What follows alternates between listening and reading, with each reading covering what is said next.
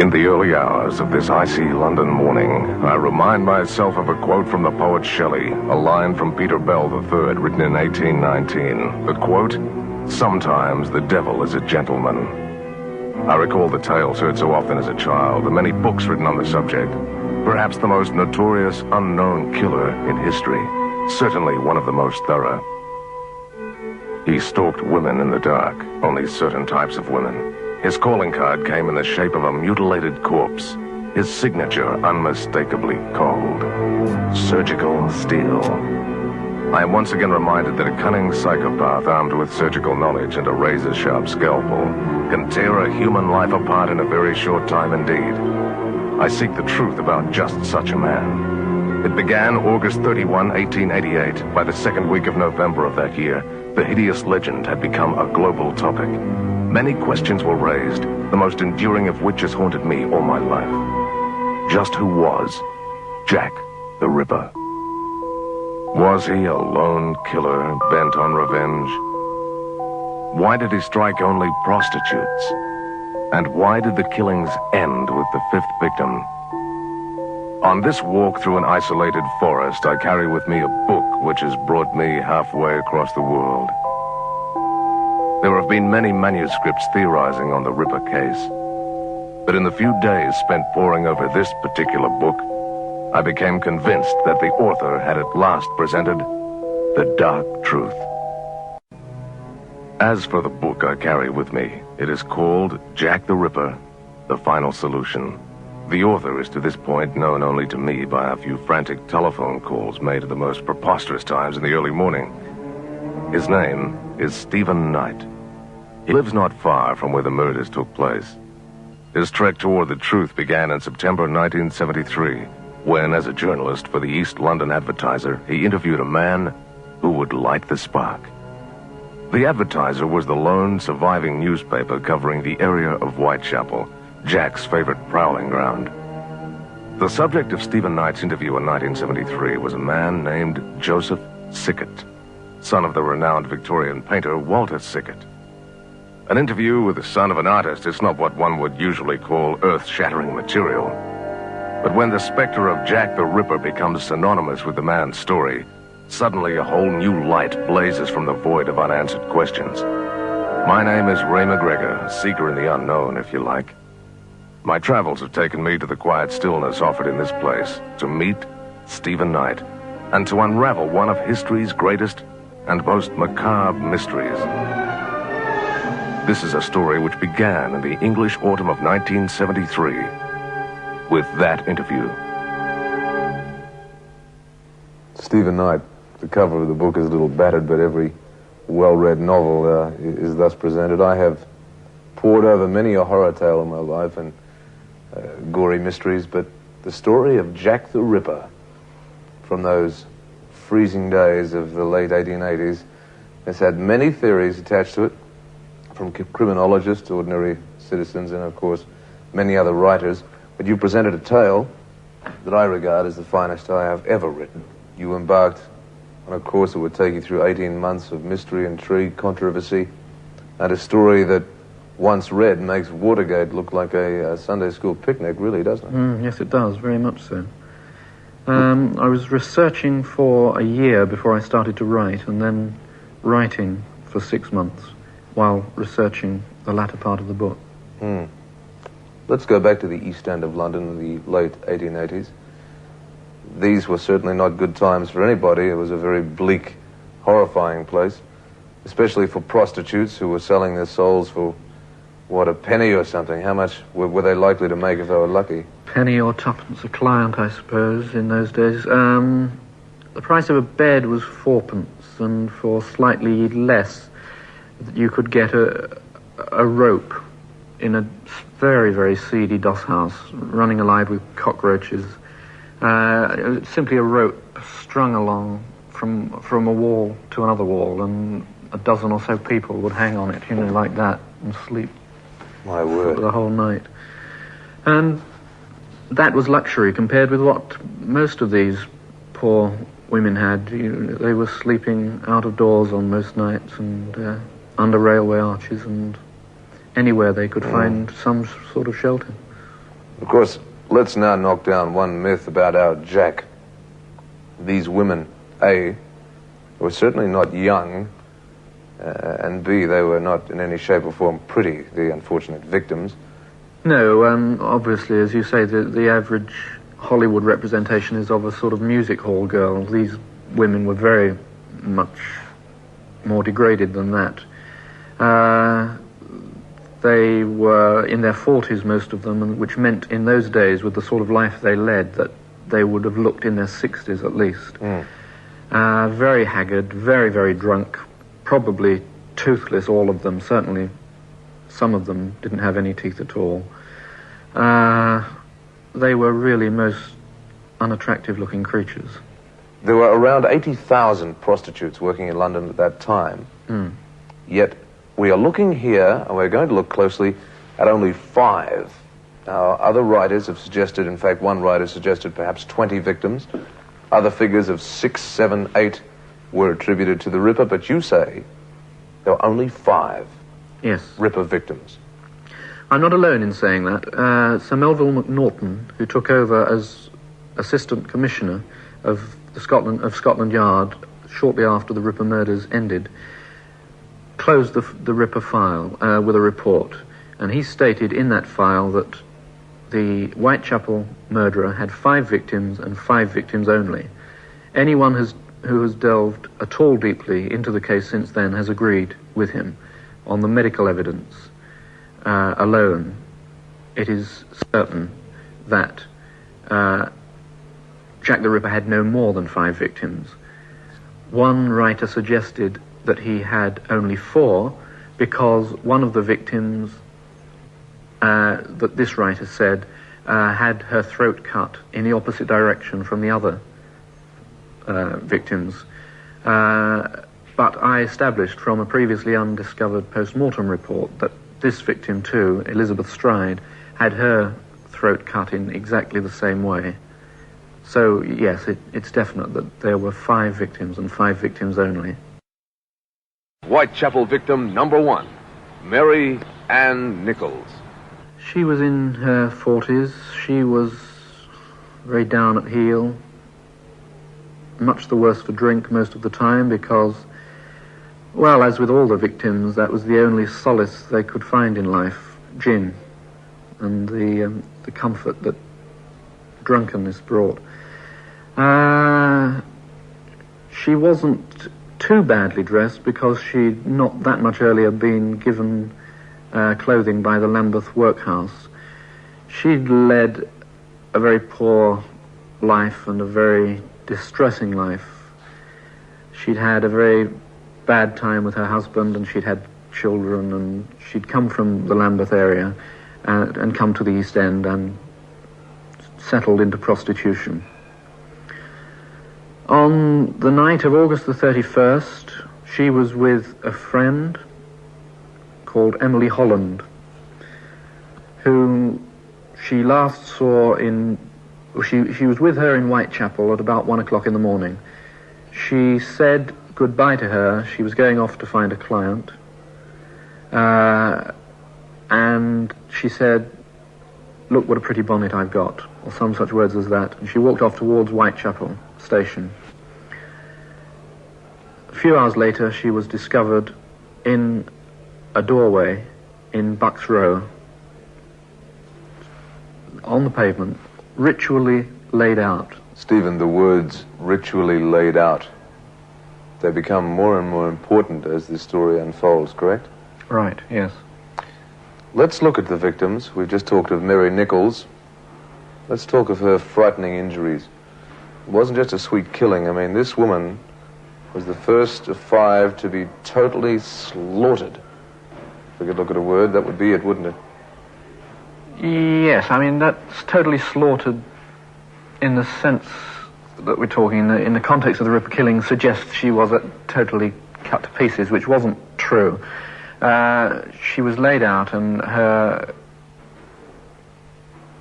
intestines were sort of cut out, and there was general mutilation in the genital area. Her throat was cut from left to right. More detail than that we don't know, because the newspapers didn't go into any more detail, and the police and medical reports haven't survived. But it certainly was a very horrifying murder, but not nearly as horrifying as those which were to follow. At 6:10 in the morning of September 8, 1888, Inspector Joseph Chandler, on duty at the Commercial Street Police Station, was informed there had been another Whitechapel murder. This time, once again, a prostitute in her mid-40s, Anne Siffy, otherwise known as Annie Chapman. She again was laid out. At her feet were laid out several trinkets. There were two brass rings, laid side by side, and two mint-condition brass farthings, laid edge to edge. And she was even more mutilated, far more appalling injuries than Mary Nichols. Her entrails were completely cut out of her, and her intestines were thrown over her shoulder. Her throat was cut so deeply that her head was almost severed from her body.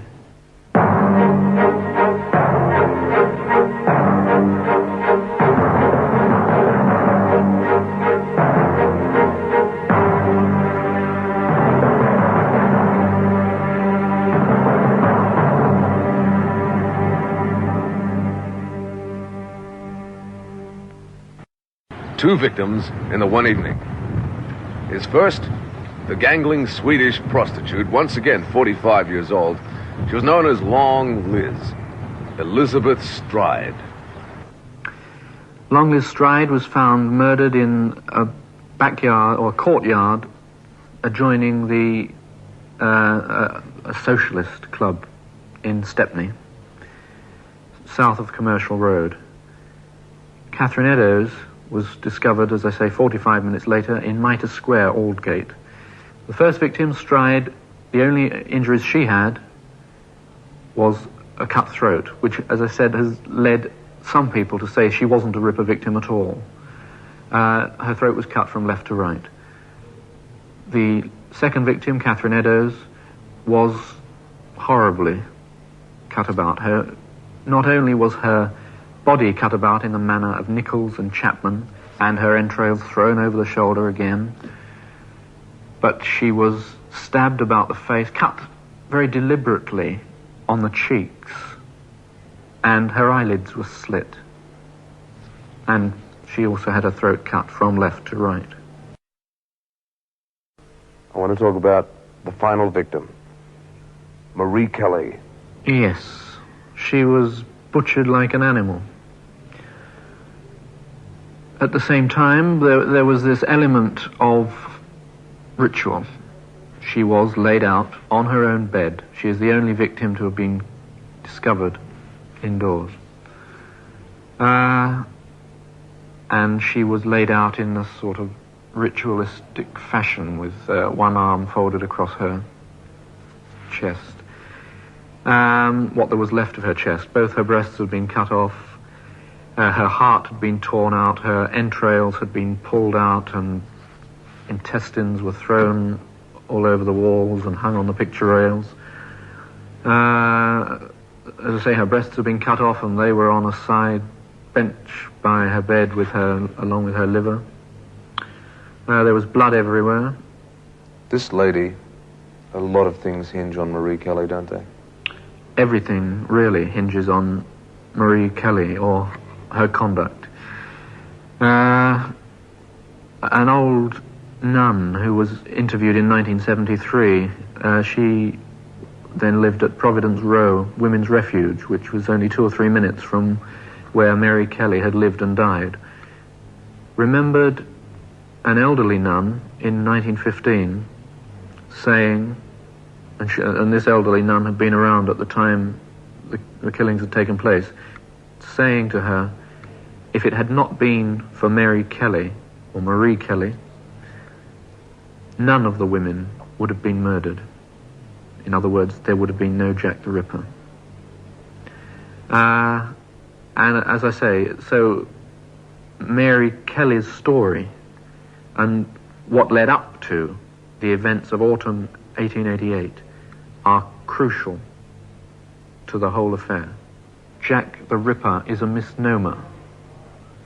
And that is true because Jack the Ripper was not one man, but three, all working together for a specific purpose. Let's go one step past that and look at these 5 prostitutes and say that in an area the size of London, out of 80,000, they were all from roughly one pretty small area, and in fact they could have had more connections than being common victims. Absolutely. Once again, this is a point which has never been brought out before. Nobody has researched the case deeply enough to have discovered this central point. Out of all the prostitutes in London, 80,000, Jack the Ripper killed 5. And all these people representing the killings as random maniac killings just do not consider that these women all knew each other. 2 of them lived in the same house. They all, three of them lived in the same street, and all of them rubbed shoulders daily in the same pub. Amazing. Which is 20 yards from where Mary Kelly was killed. Now, if we get back to what that nun said, if it had not been for Marie Kelly, none of these murders would have happened. Let us now look at why this lady becomes so important. Was she a witness to something? Did she know too much?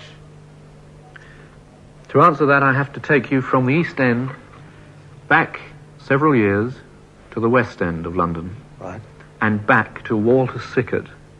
The painter. The painter, the father of Joseph Sickert, my informant, and the original source of the story, which I was investigating, and which at every step I took became truer.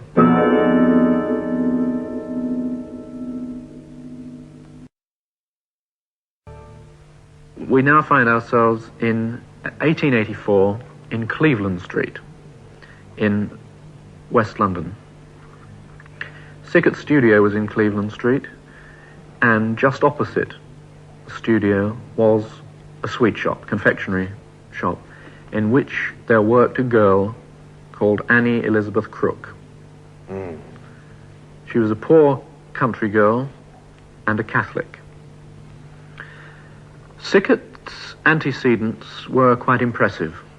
His father and his grandfather had been painters to the Royal Court of Denmark, and he knew both Princess Alexandra, who was Danish, and her husband, Edward the Prince of Wales, later King Edward VII, well.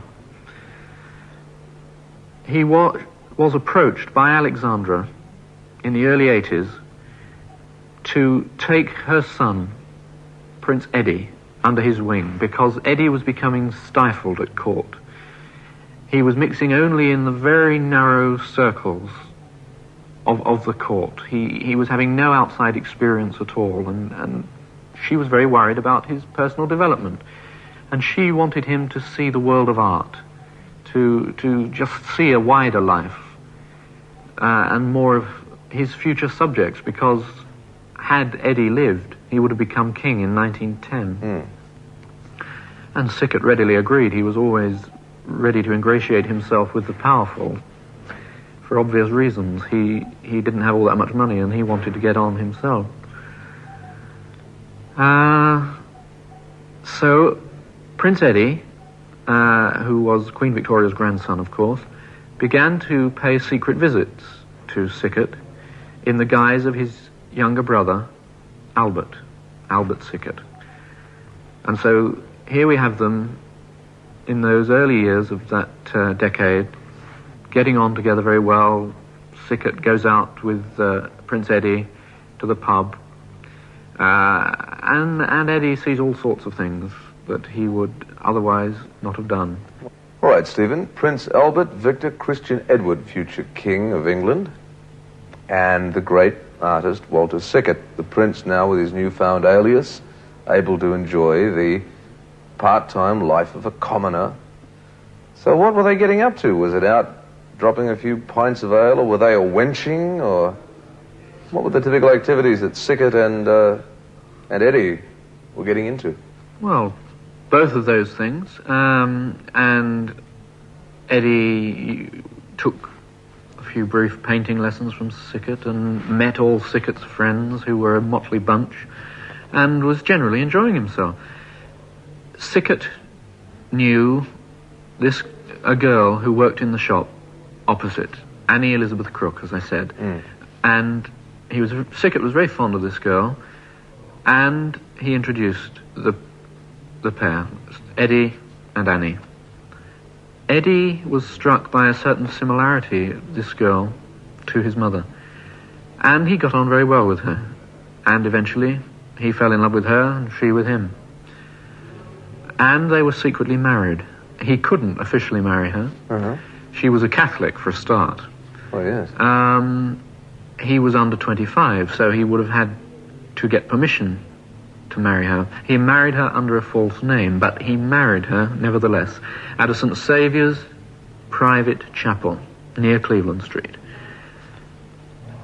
Then, in 1885, Annie bore Eddie a child, a daughter, who was born at Marylebone Workhouse and who was christened Alice Margaret Crook. She underwent 2 baptisms, an Anglican baptism for Eddie and a Catholic baptism for Annie. But inevitably, it reached the ears of the Prime Minister, Lord Salisbury. The throne was very unpopular at that time. There was constant fear of revolution, and Salisbury himself was especially frightened of anarchists, socialists. There was a rising tide of socialism, and the government was very unpopular, the throne was very unpopular. He believed that it would take very little anyway to end the monarchy with Victoria's death. With Prince Eddie's behaviour, he believed that if that became public, it would be almost a certainty that the monarchy would end, and end immediately, that there would be revolution, total revolution in England. So that information about Eddie marrying a Catholic, because anti-Catholic feeling then was incredibly intense. If he had to keep that silence at all costs. So he staged a police raid in Cleveland Street while Eddie and Annie were together. Eddie was taken back to court and severely reprimanded, and Annie was taken away and confined in a hospital. And she spent the rest of her life in hospitals, workhouses and prisons after some sort of primitive brain operation had been performed on her. Or some perverted lobotomy with... Something like that, to erase all memory of her past and her alliance with the prince. During that raid, the child escaped with her nanny, and that nanny, who had been taken on by Sickert, was Mary Kelly. Mary Kelly escaped from Cleveland Street, taking the child with her, and she escaped to the East End. Eventually, the child found its way back, her way back, by a circuitous route to Sickert, and Sickert arranged for her upbringing in France with some friends there. Mary Kelly fell in with a group of prostitutes, and eventually, completely down and out, they resorted to blackmail. She shared her dangerous knowledge with them, and they blackmailed someone closely associated with the case. The fear was that these women who were walking around the East End knew of Eddie's conduct and were therefore in possession of information that could topple the throne. So like Annie Crook, they had to be silenced. And the Prime Minister put the operation into the hands of a man he trusted very greatly, because that man had been very closely associated with silencing Annie Crook. Salisbury, I'm sure, never wanted anybody murdered. He put the case into the hands of this man, as I say, whom he trusted. This man decided the women must die. To have them certified as lunatics, he thought would be dangerous in the extreme. One lunatic was bad enough, But if you had 4, 5, 6 lunatics all crying out the same story, somebody was going to see a pattern somewhere. Right. And you know, there were plenty of very high-ranking, articulate politicians around who would have been eager to see that pattern and use it against the throne and the government in power. Victoria knew nothing about this. Right. I mean, she wouldn't have condoned murder or silencing in any way at all. Sickert told his son, and his son told me, that the women were murdered according to Freemasonic ritual.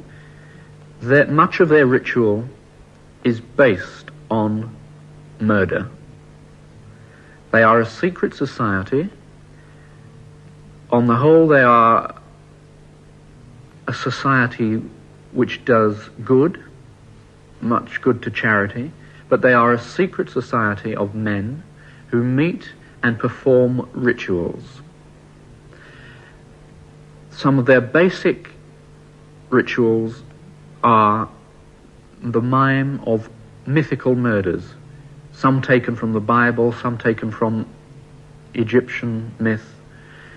And these murders are the cutting, or let's take one example. The sign of the entered apprentice, the lowest rank of Freemasonry, is the cutting of the throat from left to right. All the Ripper victims had their throats cut from left to right. At another degree, the mime for initiation is for the victims' heart and vitals to be taken out and thrown over the left shoulder. Stephen, why this particular mime? I mean, where does this begin, this whole story of... Why do they go through the mime of this? Well, simply to preserve the secrecy of their order. A Mason swears on pain of terribly violent death. This kind of death? Yeah, all these various kinds of death, and it varies from level to level, that he will retain the secrets of his order and never betray another Mason. When you've reached a certain level in Masonry, you swear never to betray another Mason, whatever he is engaged in, whether it be right or wrong. That covers murder, the lot. Stephen, back to the murders most foul, these poor women. They were slaughtered in such a way that one would imagine a torrent of blood would have gushed forth on the pavement, yet such very little blood was actually found, except for Marie Kelly's case, around the area of the crime. Yes, this is one of the enduring mysteries of the Ripper case. No writer has been able to explain it. There was so little blood found at one of the murders, for instance, Annie Chapman's, that the doctor who attended suggested it would have filled 1 or 2 wine glasses at most. And yet she had had her head severed from her body almost. There was speculation at the time that the women couldn't have been murdered where they were found, but that they had been murdered elsewhere and then later deposited at these spots. Sickert told his son that 3 of the women, at least, were in fact murdered in a moving carriage. The way in which these murders occurred, surely these women... I mean, it is such a nightmarish tale. They must have screamed, struggled, given some clues as they were being mutilated. The people nearby must have heard something going on. Not necessarily. According to Sickert, the women were fed black grapes poisoned with laudanum. That's tincture of opium. And that induced unconsciousness and death before any mutilations were carried out. So there would have been no struggle, no screams. Right. And it would have enabled all the surgery, the barbaric surgery that took place on them, to be carried out with relative ease and speed. After which the cab went on its way back to its owner's residence. It was obviously covered in gore and blood. It was washed out, ready for its next grisly assignment. Very few mass murderers ever give up without giving a clue or two, and there were many letters supposedly written by the Ripper to Scotland Yard, but you say there's only one genuine Ripper letter. Yes, I do. There are hundreds of letters purportedly sent by the Ripper still in the Scotland Yard file. And I've seen them and I've read them all.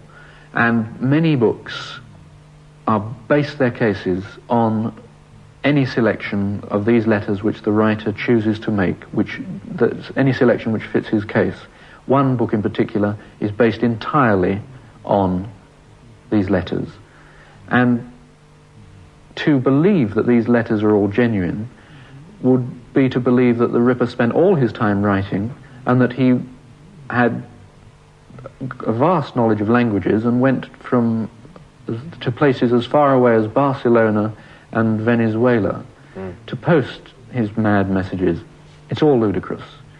They were from hoaxes, all the letters but one. And that letter came accompanied by half a human kidney. Half a kidney? Half a kidney, which has been established as near as it's possible to establish anything, that it was Catherine Eddowes' kidney. The letter and the kidney were sent to Mr. George Lusk. He was chairman of the Whitechapel Vigilance Committee, set up to patrol the streets at night to protect citizens. I'll read you the letter. From hell.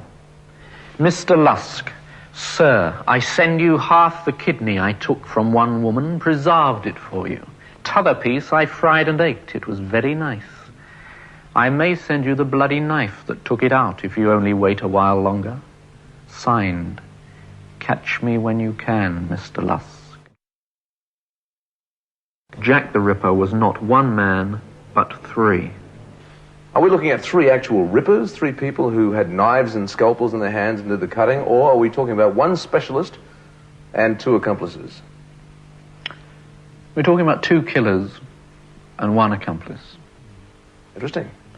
To what extent the one accomplice participated, I've not been able to discover.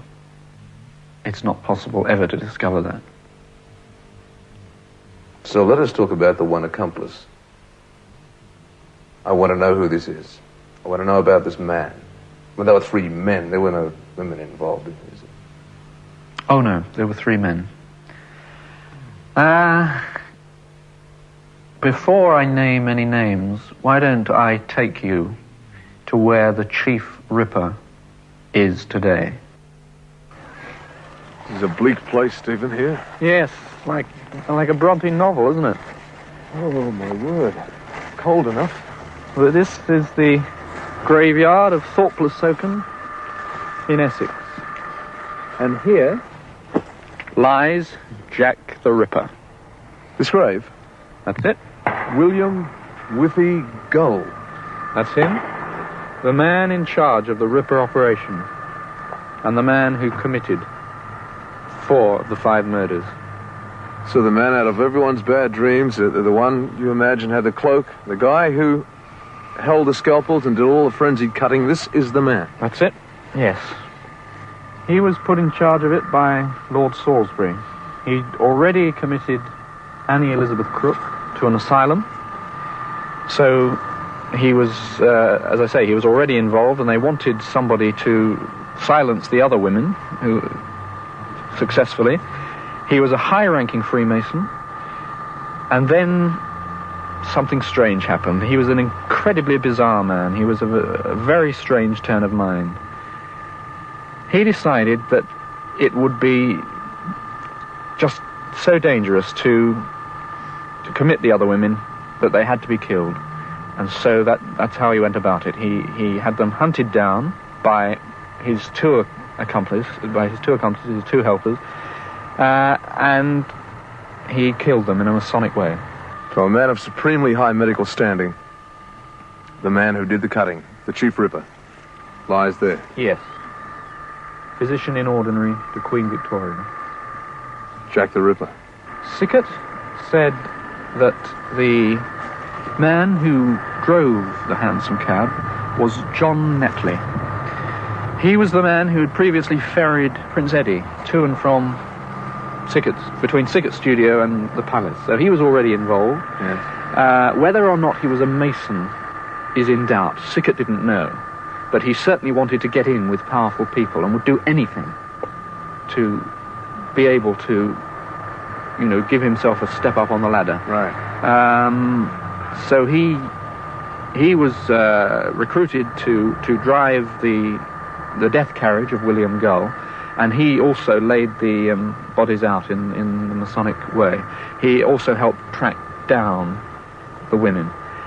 He tracked down Mary Kelly, said Sickett, with the aid of a painting of her. And the third man, according to Sickett, was none other than Sir Robert Anderson, who was the Deputy Commissioner of the Metropolitan Police. But that turned into something different when I started investigating it. It was, that was a very weird... There's a twist coming up, isn't That's right, yes, there is. Walter Sickett told his son that the third man was none other than Sir Robert Anderson, Assistant Commissioner of the Metropolitan Police. I looked into that allegation, as I'd looked into everything that Sickett had said up to that point. And everything up to that point, of course, had proved absolutely true, with solid evidence to back it up.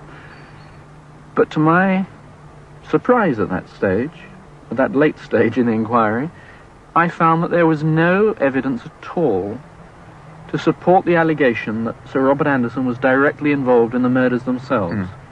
He was certainly involved in the cover-up, but certainly in no way could I see that he was the third man.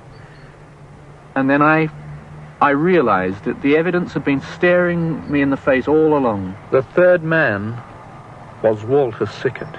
He was forced into it virtually by Gull and Salisbury and all the rest of the Masons. Yes. Because he had been involved from the beginning. He knew Mary Kelly, he knew Annie Crook, and he could lead them to Mary Kelly. Who else had painted that picture which Netley had used to question people in the East End? And there is, in fact, extant a picture called Blackmail, which very closely resembles a picture of Mary Kelly in the newspapers of the day. Walter Sickett, in old age, came to think he was Jack the Ripper after a stroke. He used to roam the East End of London, dressed in clothes like the Ripper. My word, really? Yes, absolutely. He told his son that he painted the truth about the Ripper killings into his paintings. What clue, painting by painting? That in certain of his paintings there were clues as to the truth of the Ripper killings. Yes. He painted, for instance, a series of murders called a series of pictures called the Camden Town Murders, which he said were based on the Mary Kelly murder. There is a picture of himself, the artist, in his studio, and in front of him in that picture is this bust. But it isn't really a bust. You can see it's a human torso, and a piece of the intestine snakes from the abdomen over the shoulder. The left shoulder, eh? One of the pictures, La Hollandaise, it's a woman on a bed, and it very closely resembles the picture of Mary Kelly after she'd been mutilated. The face looks like an animal's face. The man who did the cutting, the Chief Ripper, lies there. Yes. Physician in ordinary to Queen Victoria. Jack the Ripper. Mr. Lusk, sir, I send you half the kidney I took from one woman, preserved it for you. T'other piece I fried and ate. It was very nice. I may send you the bloody knife that took it out if you only wait a while longer. Signed, catch me when you can, Mr. Lusk.